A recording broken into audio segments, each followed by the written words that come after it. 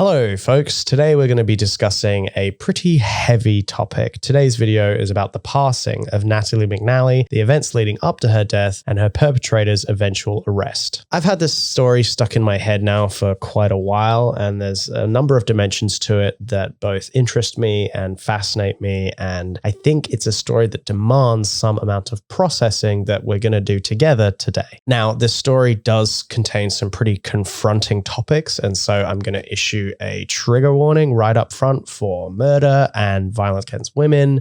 We're also going to discuss Doctor Who, so if any of those topics put you off, feel free to skip this one and come back for the next one. So without further ado, today we're primarily discussing the darkly titled Violent Night Christmas Gaming livestream posted just over a year ago by VoteSaxon07. As you can see, unfortunately, dark interest has taken this video all the way up to 270,000 views today. At first glance, VoteSaxon07 is a now dead YouTube channel that used to focus on nerdy media. That's things like toy reviews, unboxings, film discussions, the occasional live stream discussion. Unfortunately, VoteSaxon never really broke it into the mainstream and continued to be a very niche online creator throughout the majority of his career. A long time ago, I was actually a viewer of VoteSaxon07 myself before his infamous live stream. I used to watch his sonic screwdriver modification videos, which is objectively an insanely nerdy thing to say out loud. And to explain what that is, let's take a look at the rabbit holes I was going down when I was a teenager. Hello YouTube viewers and random Doctor Who fans. Welcome to the final part of my crusade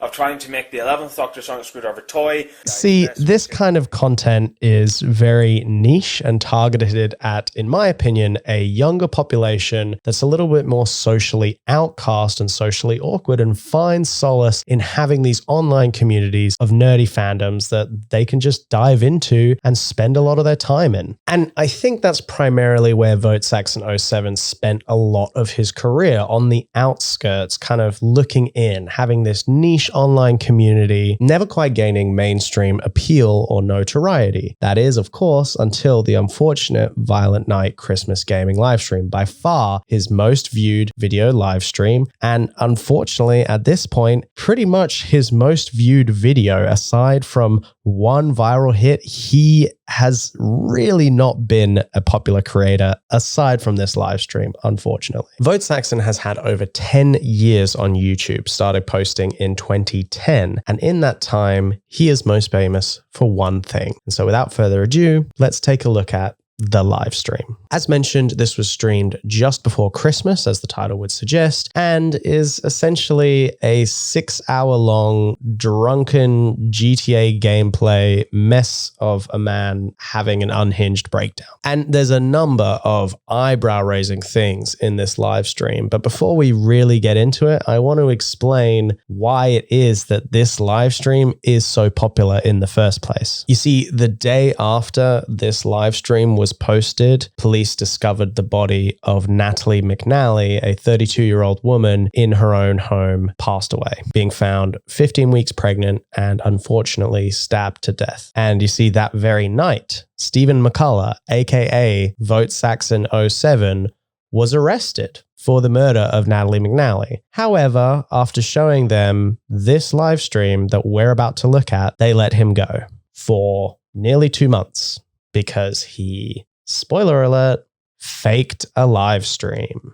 This live stream was so convincing at the time that the police let McCullough go with, quote, no further plans to investigate, and clearly were pretty convinced that there was no chance he had left his home that evening. But that's just the thing. The live stream was fake. It wasn't real. It was entirely pre-recorded, which ironically makes it both evidence that would exonerate him from the crime and then later pretty much prove that he had some involvement. And so now with that added context, we're going to take a look at a few clips from this live stream to try and understand what it was he wanted to achieve. Our first clip to review is a pretty big red flag that this live stream isn't actually live, but I'll let Stephen explain. Because this streaming software is kind of up the left, it means I can't check the live chat.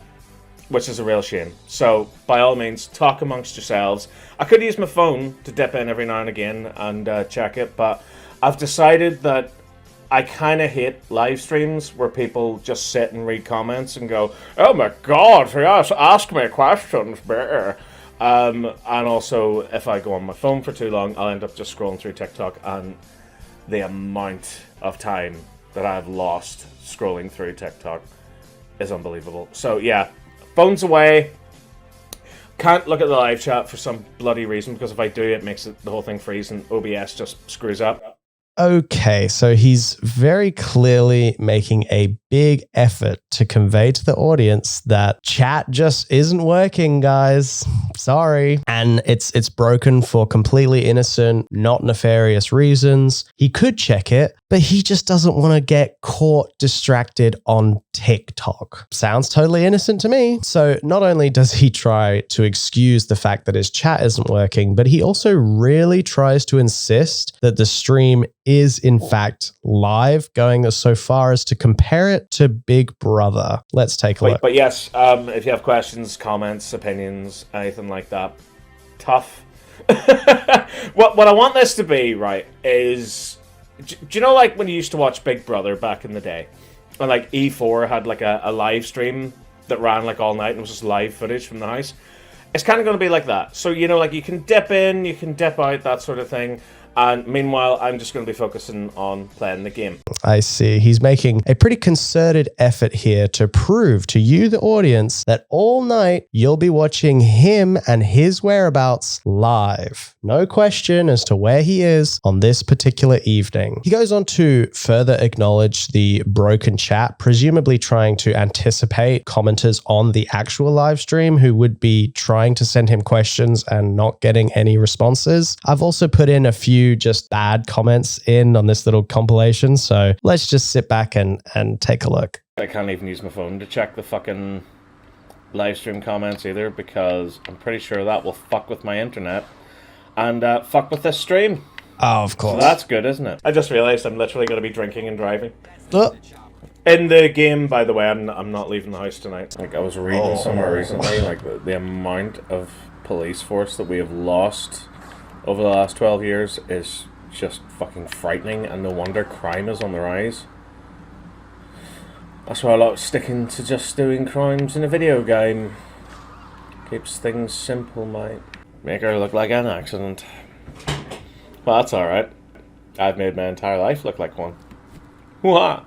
I think those clips say a lot in themselves, but my biggest takeaway is just like, ew, creepy, dude. Like, what? He seems to be on this odd drunken rant most of the time, which I guess adds some level of authenticity. Oh, and speaking of authenticity, he even added stream breaks to try and mimic what a real live streamer would do, taking breaks to go to the toilet or take a phone call or whatever, that kind of thing. They're just very odd. Let's take a look at the kind of breaks he's taking here. As you can see there, this live stream break kind of in between card comes on. The whole thing feels so weird because it's so calculated. Like, he couldn't even sit down for 6 hours and pre-record a fake live stream. He had to put in cuts throughout the video. It's mind-blowing. I also want to address this odd and creepy moment that happens that's pointed out here by a commenter. Most people haven't seen this. He flashes a no time to die picture for 1 second during his break. After the break, he says it was a mistake with a smirk. This would have been broadcast at 9:26 p.m., the time the attacker was in Natalie's house, literally killing her. He had the timeline all planned out and knew what would be happening at that exact time on Sunday. Taking away the word no, and it says time to die. This comment is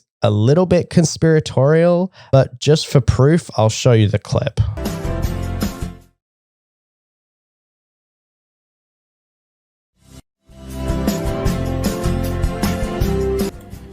I made a real pig's ear of that. I just sat down and I pulled the controller and the headphones off the table, which hit the keypad, which it's apparently hotkeys are still connected, so it went on to something else for a little second. Yeah. Okay, I mean, make of that what you will. To me, it definitely seems a bit off and creepy. I mean, this whole thing is pre-recorded and so presumably edited. So if he really wanted to cut that out, or even if he wanted to add things in, it's like so much of this must be in some way intentional. And that moment, I'm not saying it's slam dunk evidence of anything. It's just a very creepy, off-putting moment. Okay, next up we have Vote Saxon battling the woke agenda, I guess, and wishing everyone a Merry Christmas in his own very off-putting way. I think I'll wrap up this stream with none of you watching at all, just by saying Merry Christmas, everyone. It's a time that we look forward to and we get excited about whenever we're young, and then as we get older we get much more cynical and stuff like that, and then we reach a stage where we realize it's not about us anymore. It's about the younger generation, and it's about keeping that love alive and passing it on, and I think that's something I'm looking forward to doing more than anything else, really.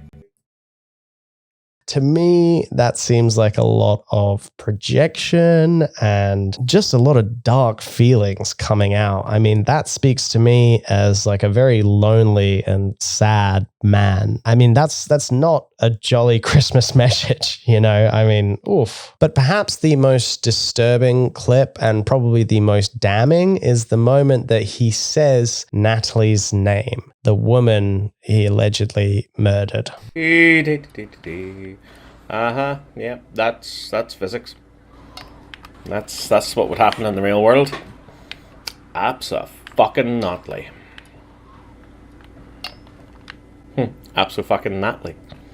That's pretty damning to me. I'm not sure how you don't see that and think it's pretty clear evidence of at least his involvement, especially when you know that it's fake. But apparently the police didn't know that it was fake and were not able to discover Stephen's true involvement in the crime until a month and a half later, leaving him weeks of freedom to go off and post some pretty shady things. Which brings us to his next video about lightsabers, which you can see here him swinging one around. Yes, it was posted the day he was released from custody for the alleged murder of Natalie. This video again contains some pretty damning moments that we're going to get into, and I want to make it clear that I'm pretty sure this whole act of his at this point is to keep up a public persona and keep up a good public image so that he can present an air of innocence and make people think that if there's a lot of people watching him, if he's putting out content, then surely he couldn't have committed this murder. Okay, now this first clip to me is both funny but also very telling. So let's jump into it. I've seen these start to pop up on toy shelves over the past few years, and my initial dislike has officially been upgraded to rage-inducing hatred, to the point that I had to buy one. Okay. Firstly, rage-inducing hatred to the point that I had to buy one is just an objectively funny and silly thing to say. But also, like, should a video for kids about a kid's toy be hosted by a rage-induced hater? Like, man, this is just bad. Okay, so let's see his next topic that he thinks is worth bringing up about this children's lightsaber. Of them all, I think this has to be the biggest offender, the Mandalorian. He's not even a Jedi, so why on earth anyone thought this would be a good idea is beyond me. And if you agree, why not hit the like button on this video? Please do hit the like button. I kind of need that these days, so if you could do that, that would be great. Cheers! That's pretty damn pathetic, man. Like, yikes. Also, it's a kid's toy. Kids like The Mandalorian. I don't think it's more complicated than that. To me, it's just so clear with his obvious begging for likes and attention that in his mind, the more he has of that, the more fan support he can muster, then he will be less guilty, I guess. The next clip somehow gets more comical. See here, he's angry that he can't look at actual children whilst playing with a children's toy. Let's take a look. You gotta love this tag, which has been tied onto it. They couldn't even get real kids to pose looking cool while wielding these, so they're just illustrated. And even then, they look kind of lame. So he insults these animated children's looks and complains that there's not real cool looking kids on the toys packaging. You know, they probably do that so pervy older men don't walk around in the kids aisle looking at all these toys, and or so they just don't have to pay kids in any part of the marketing process. Like not having child models on set and or not giving old perverts an opportunity to look at pictures of kids in shopping malls is, pretty obvious to me. He then decides to stand in his dressing gown and wield a lightsaber in front of what I can only assume is a list of his past and future victims. Weird stuff, man. I mean, this is a man who is spiraling. And lastly, I want to point out that at the time of this video's release, posted a few days after he had committed a murder, allegedly, he still had a shockingly high number of Patreon supporters, which tells me his approach was to deceive and continue to lie to the few people who believed in his content and enjoyed what he was putting out. They probably believed in you and you're selling them a box of lies. It's pretty dark stuff, man. And that brings us to a few days later on pretty much the final day of the year where he posted this very odd black and white self-deprecating Instagram post that reads, 2022 was the worst year of my life. You will never know the levels of suffering, loss, and cruelty I was subjected to. I wouldn't wish it on my worst enemy. This year has torn my soul apart, and I didn't know if it can ever be fixed. It feels permanent. I'm not okay, and I don't think I ever will fully be myself again. Nothing can help me. I've just lost too much, but I'm still here. He posted this after he killed someone. Like, he thinks he's the victim because there are people who are accusing him of killing someone. Accusations of murder is some horrible act against him, despite the fact that he can lie to police, waste police resources, lie to the family of the deceased, and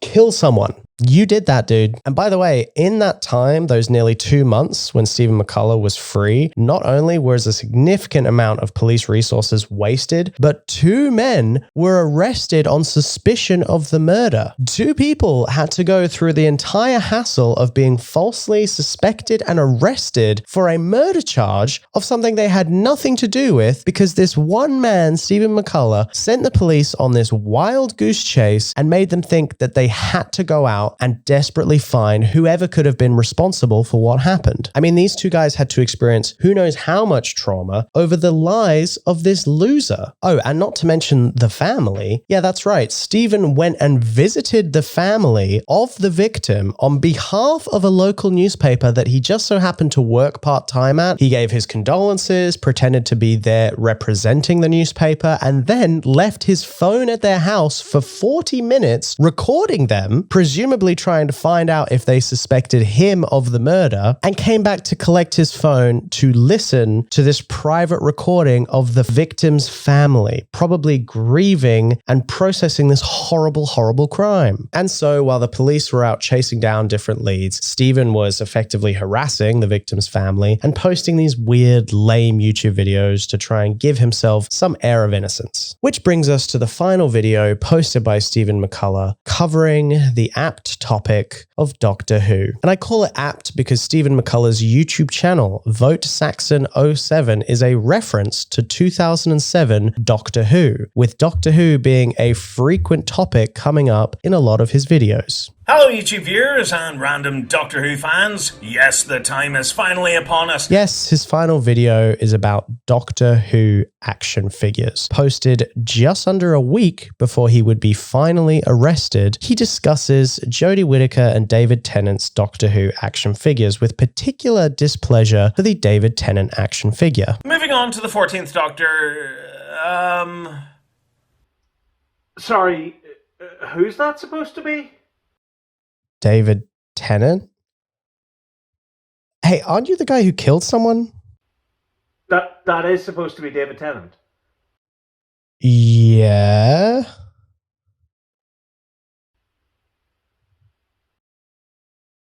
You're a murderer. What? Okay. So as you can see, he films these weird bits for his videos that I can only really describe as the downfall of a sad and lonely man. He also films himself going to the shops to buy the toy in a way that is almost self-doxing.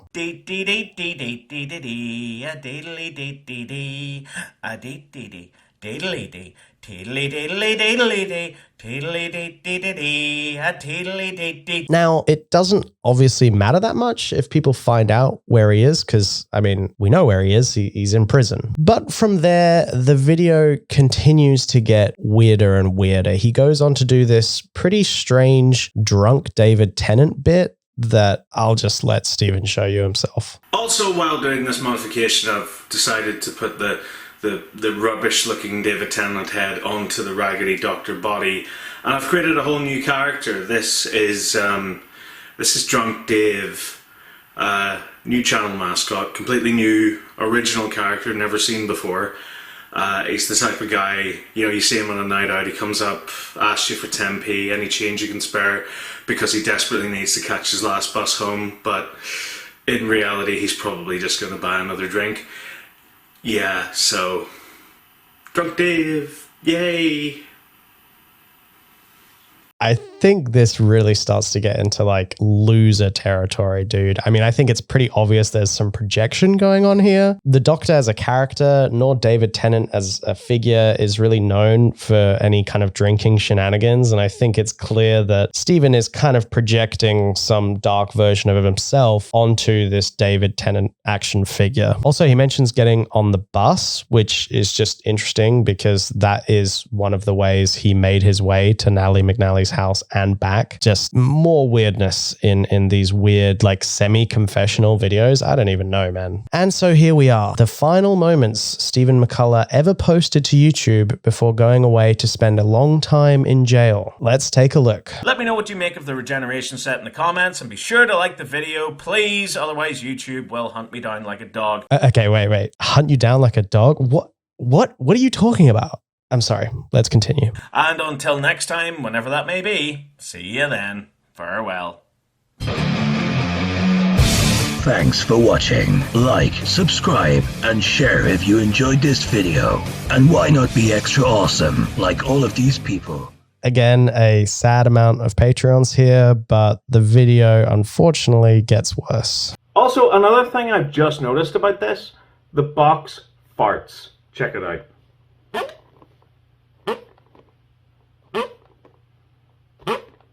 I'm not even adding that as a sound effect. It's just a theme. Kill it! Kill it! Okay, so there's a lot to unpack here.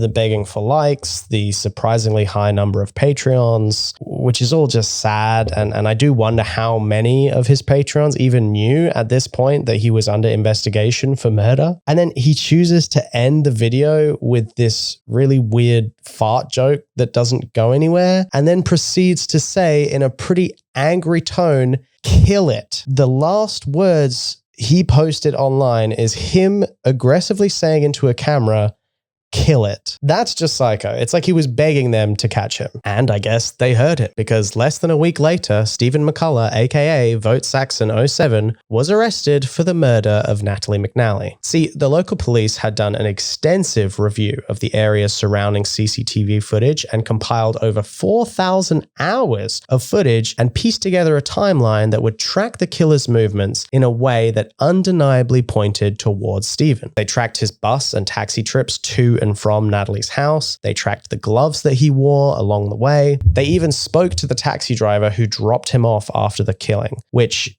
is crazy that you would get a taxi home from murdering someone, but here we are. When finally arrested and confronted about the murder, Stephen didn't necessarily confess to the crime. However, he did admit to faking the live stream, claiming that instead he spent the night at home drinking alone. I'm sure by this point in the case, the police had probably actually gone back and watched the live stream to see plenty of the inconsistencies that are there within to see. And I'm sure that paired with their physical evidence, the CCTV, all of that to me says that they have a pretty strong case. And with that, Stephen McCullough color is in prison awaiting trial sometime next year. I'd like to look at a comment left by a fan of Steven's on one of his final videos. The fan says, "I used to watch you back when I was 7. You made these sonic screwdriver modification videos and they were absolutely everything to me back then. I remember even attempting my own with an old 11th screwdriver and a door handle and recorded it and chucked it onto YouTube to show you, and I felt so proud when you replied. I hope you feel shame for what you've done. That poor, poor woman. May she rest in peace and may you feel nothing but shame." I think that's very well put. And while this story is interesting and fascinating and tragic in all the worst ways, it's important that we use this discussion to remember Natalie McNally, to think of her family who lost her far too soon along with her pregnancy, and to remember that standing up against violence against women is incredibly important, because when communities suffer losses like this, it's tragic and should remind us of the long, hard work that's to come ahead if we want to ever prevent these kinds of crimes from happening at the scale they do. Natalie's family recently held a 1-year memorial in her name, and I think it's important as we come to the end of this video that we think of Natalie, remember her family and her community and the loss that they faced. Thank you for watching that pretty intense video. Glad we got that done before the end of the year. I've had this video and story stuck in my head for so long now. I'm kind of glad to be able to leave it in 2023, but of course, if there's updates next year, we'll absolutely cover that here. Thanks for watching, folks.